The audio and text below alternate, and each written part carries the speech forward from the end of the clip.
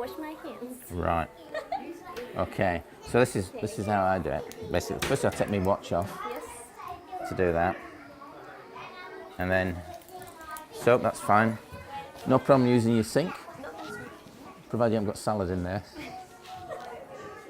And then just get the temperature right.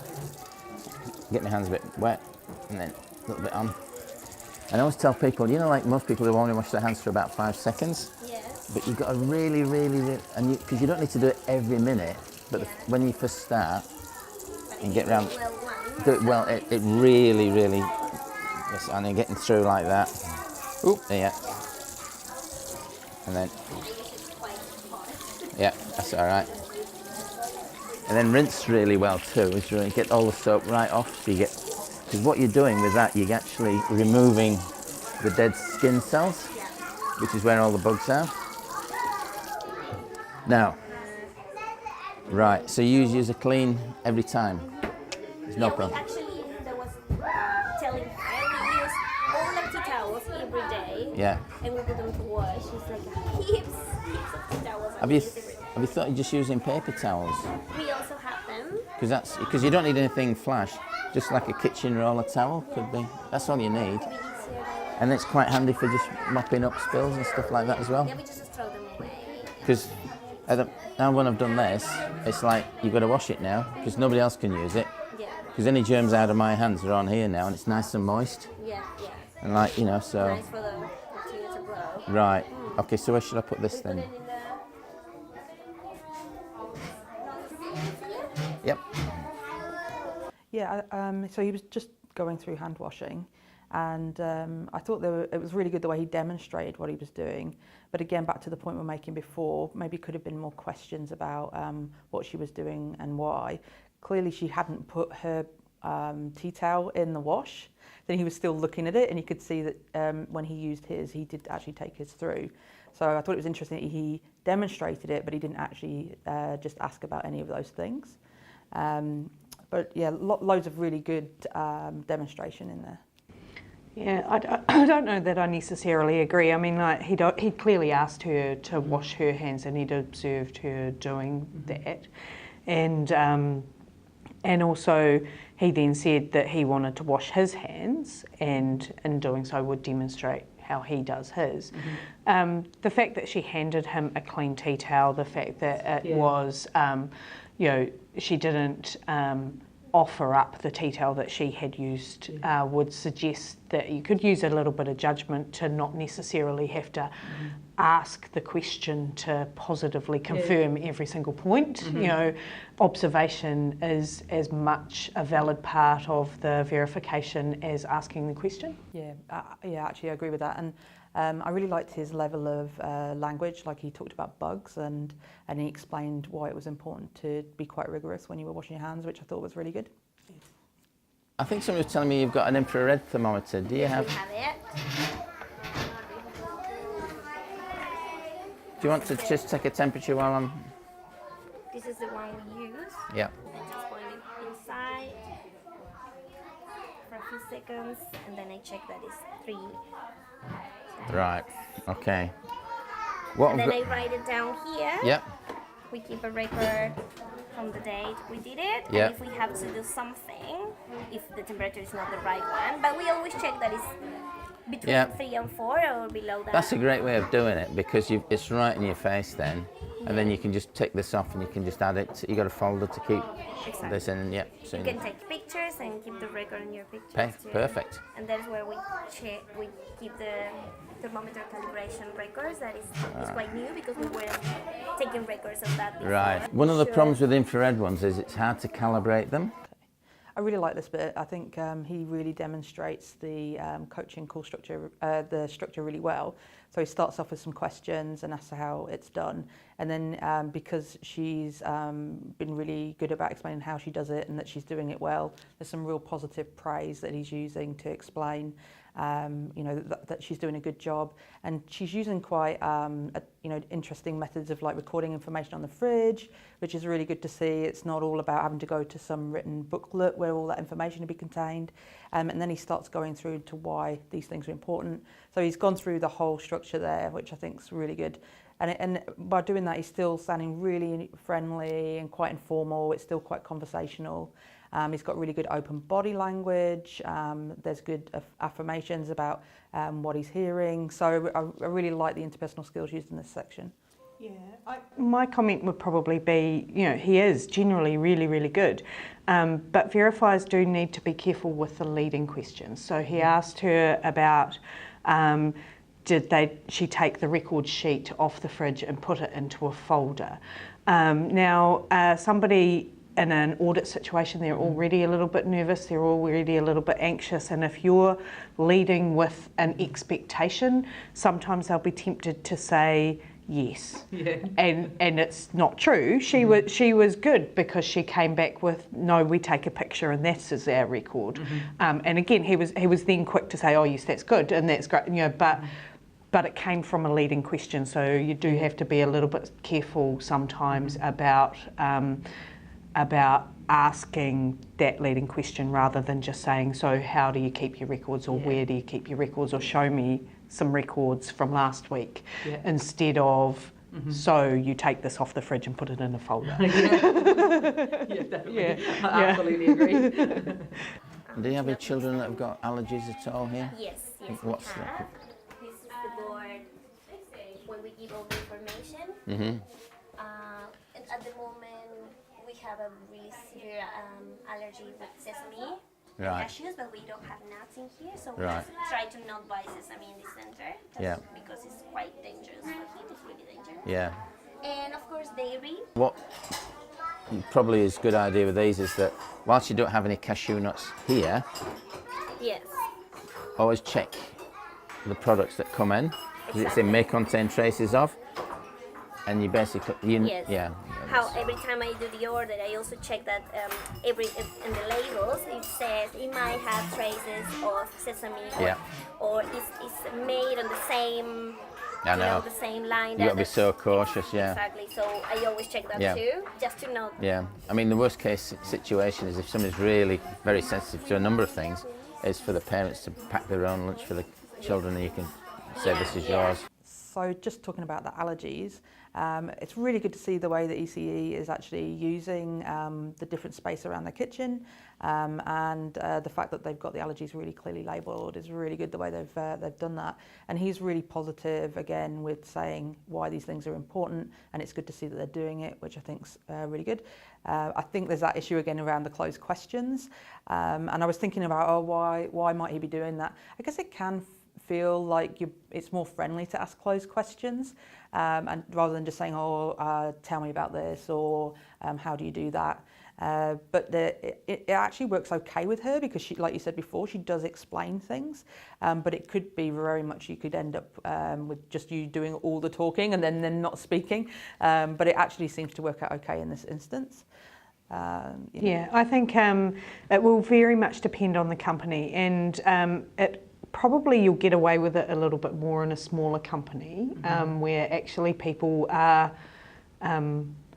perhaps not as familiar with verification or audit, but some of the big companies around, they're very good at spotting a closed question, and there is a bit of a saying around that you only give as much as what the auditor asks for.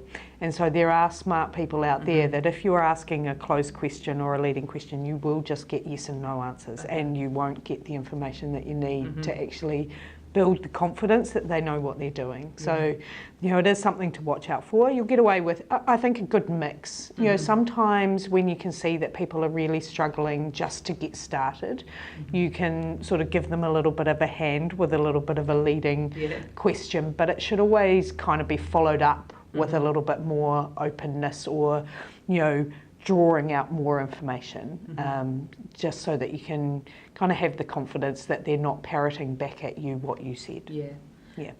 I was thinking as well, I really like how he has that open style. He hasn't got a clipboard in front of him or an iPad, and he's not just reading off questions. He clearly is looking around the space and trying to identify, where could there be potential risks. It doesn't feel like he is just going through a tick box exercise.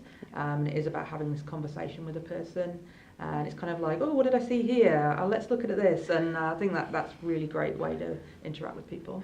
Yeah, and I think it's quite a natural thing, as the conversation is moving, they're moving around different parts of the question. There's no regimented, I'm looking at this part and then I will move on to this part, and then, it's a free flow style, which I think actually helps the food business people to feel a little bit more comfortable and the nerves to start to move out, and you get to see a bit more of a picture of how they're really going. I do wonder if he was in a place where he was just getting those yes or no answers. It'd be interesting to see if he did actually change his style and ask different type of questions. Yeah.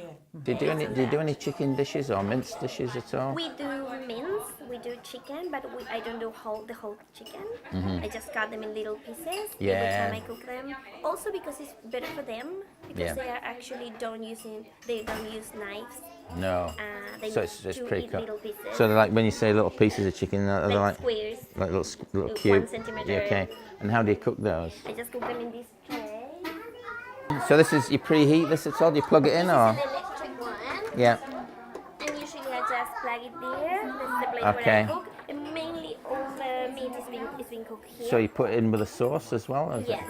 it? So do you bring it up to the boil or do you? Yes, like from 9:30 is boiling until 11:15. No problemo. I make sure, It's, I make sure that it's really cooked. That's if it's boiling, you You don't know. you don't even need to take the temperature because it's going to be 100 degrees, isn't it? Exactly. So I And they're make small sure- pieces, so anything that's kind of like small as that, Yes. it's like a centimetre, the heat's just going to transfer right through it, especially when it's in a liquid base. Yes. So that's kind of like, and that'd be the same with the mince as well. So, and you're stirring it around? Yeah. You could. Mixing it. Yep. And just make sure that because it's meat, it's more like higher than Yeah. 75 degrees. Yeah. And because it's boiling. Well, if it it's has boiling, the it's going to be same- 25 degrees. So you've got a big buffer there, so there's a big safety zone. And then is it kind of put out straight away for the kids to eat? Yes, we just put it in the bowls because they're having lunch at 11. I just have the time to put everything Right. on the serving, Yeah. and they just eat it. So it's heat and eat, basically. So We don't need to reheat anything. so you don't cool anything down, leftovers or anything like that? Okay. Oh, that's you couldn't get much safer than that, really. Yeah, it's fine. It really brings it home to you how small a space they're working in. And with all the kids kind of running around, and you think they're actually making food here from salads through to chicken, and there's quite a variety of things going on. So he's kind of teasing that out, and I quite like the way I can tell that he's going through a list of the highest risk things that she's doing, but it just feels like he's having a conversation. I thought the bit with the chicken was really good. He did actually ask one open question there, how do you do this? And she responded really well to that. So she started getting things out, showing how it was done. So you can actually see that open questions really make a difference, because he then started following up with a few more leading closed ones. But yeah, really getting to the heart of exactly how that chicken is made, and that it's eaten straight away, but in a really kind of friendly manner, and interacting well with her on that. Have you had any problems with anything at all? No. The only problem sometimes is that they send different brands. Right. When we order something and they don't have it in stock, they send a different brand. Yeah. And the only problem with that is that if we didn't check what is in the label. That's exactly Yeah, right. it is. I was going to ask you that one. Yeah. To say, well, what do you think might be the problem if you order a different brand? Because I had a place in Nelson where it was a gluten-free place and made pizzas. Pretty standard, and they got a different brand of sauce topping, and they used this, exactly the same sort of thing. Yeah. Regular customer came off in an ambulance, and when they checked back, they found out that there was wheat products in it with gluten. So that's a perfect answer there. Well done, you. I really like his use of telling stories to kind of explain why. That would stay with me. To explain why the different brands could be really important. And actually, there's a lot of the things he's checking here that could have really serious consequences if they went wrong. And we're at about 14 minutes now, and just watching it, I feel like that woman's been through a lot already. In 14 minutes, she's answered a lot of questions, and I can picture exactly how she goes and she gets the food and it coming to the door and out with the checks she's making. So and I think that's both his ability to get her to talk through that, but also she's very knowledgeable, and he's really being able to draw a lot of that out of her. because you can see a real picture of how these things are done, and he's very quick to pick up on anything where there could be a problem, and she's got really good understanding of why she should be doing the things that she needs to do. So it's making me feel very confident that she knows what she's doing with the kind of information he's already got from her. To keep record on. Oh yes, these are really good, aren't they? Yeah, and everyone needs to fill it up. If Yeah. you are in the kitchen, you're responsible for these. Yeah. So they have training, but if they don't have as much as training as I have, Yeah. and they have to cook one day because I'm sick, Yeah. they have everything that they You got to remember, they don't need to do a degree in food safety. Exactly. You know, they can learn really well just by you telling them stuff. Yes. And what do you think would be the main thing I would tell somebody if they came into my kitchen before I started serving the food? What would be the first thing that you would ask? To wash their hands. Yes. Muy bien. Terrific. I'm not sure whether they've both just stopped being so nervous about being filmed, but Bob's definitely got a lot more animated now. And the way he was asking that question with the scenario, I thought was a really good way of kind of making her think through it. And getting into training competency, which we know is one of the most important areas to deal with. And the look of real, genuine delight on his face. I mean, you can't fake that. And I talk about being genuinely inquisitive and genuinely connecting with the people that you're working with when you do your verifications. And that is just the perfect example there of somebody who's really engaged and is really proud of her, actually, that she got the question right. And it was a good open question he used too. Bonus. I know. I was like, look, that's a beautiful moment. But I think it also illustrates that, you know, regulators or people that are acting on behalf of regulators don't have to come across as inhuman robots. Yeah. Yeah, we're all there to do a job, but I mean, like at the end of the day, the only reason that we're there is to get confidence that these people are making safe and suitable food. And, you know, there's kids running around that are getting a good, healthy, nutritious meal, and you know, the parents can have confidence that, you know, if the kids get sick, it's unlikely to be the food, and that's all we're asking for. It's not about adding too many onerous extras into the kitchen. It's just about getting those basics right every time. And you know, I think this is a demonstration. I mean, like a lot of people, if they're looking at this video, they could apply it to their home business or their home kitchen, because it's a similar kind of a setup. It's a real kitchen, it's real concerns, but they're well managed, and people can have confidence that the food's safe, and that's all we're after, really. Brilliant. There's 3 places where noroviruses really take a hold. ECEs, old folks' homes, and cruise ships. Oh, and hospitals as well, because it's kind of like it's in a close confinement. Yeah. And kids are kind of like, you know, kids are like with their hands all over the place and stuff like that. So there's a lot of contamination with kids. Exactly. When the kids have their kai, is there any, because you do some teaching with them, don't you? We call sort of baking day or something. We try, when we finish eating, we try to have 0 waste, because this is in bio school too, so they try to eat everything. If they did it, they put it away in a scrap bowl. But for example, for them to not touch our friend's bowl, or to not take food from our friend, try to do their own food, serve their own meals, and put their own drinks. Yeah, so not no sharing. If they actually don't feel confident to do it, but we are encouraging them to be able to do it, even when they are really little. They can do many things by themselves. And also tidy up after. Oh yeah, that's it. You get that. That's Yes. And do the children wash? Do they wash their hands before? Yes, before we have. So you have like a little. So he was just talking about the kids getting their hands everywhere, and you could see him showing really good empathy there about what it's like in the environment that they're in, and the way she was responding by smiling and like really nodding, you could see that she was responding really well to that. Oh, you understand what it's like in here, and you know, you can tell it's chaos, but it doesn't mean it can't be safe food chaos. Exactly. So if you know, you know, if you know your environment and you know, you don't have to stop doing everything. You know, there's not only one way of doing things. It's like recognising where those risks can come from and taking steps to actually manage them. And you know, they've got those steps in place with the kids needing to wash their hands in a separate place before they come into the kitchen and those sorts of things. So they've recognised that you can't stop kids from putting their hands everywhere, but they've taken some steps to manage the impact of that on food safety. And I mean, like, there's not only one way. That's really good. All right, hey, that's really cool. That's been so. I think we've done about enough now in here because it's. I'm really impressed. I really am. I think you're doing a great. It's yeah.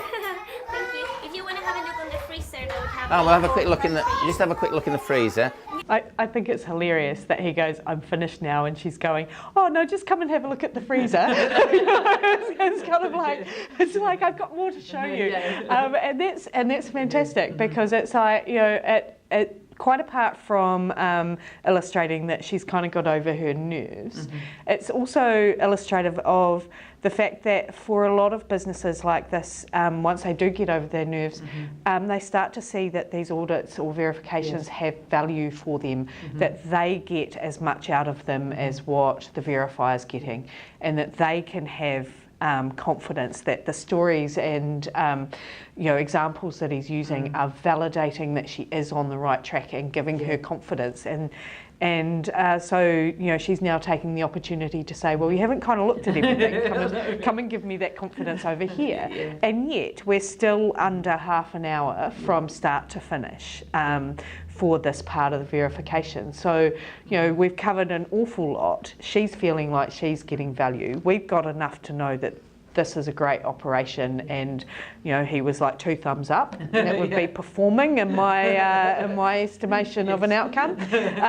So I think it's a good example of a well-performing business and how thorough a verification you can do in a short amount of time when the business is performing well.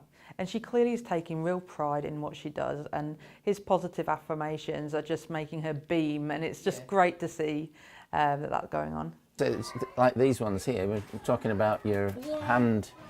So we have actually other paper towels that we use. This is just the rolls for the teachers, but we have the packs of paper towels and the dispensers that we replace every day. So you can, you know, basically these are really fine. For cleaning. Yeah, and all you need to do is get like a coat hanger. Okay, Doesn't need to be anything flash. Exactly. And you can use them for sort of general kitchen wipes and all sorts of things then. I really like the way you can tell she knows what she's doing. He is going through the most important things, the most important risks that he sees, and you can tell that she's answered that really well.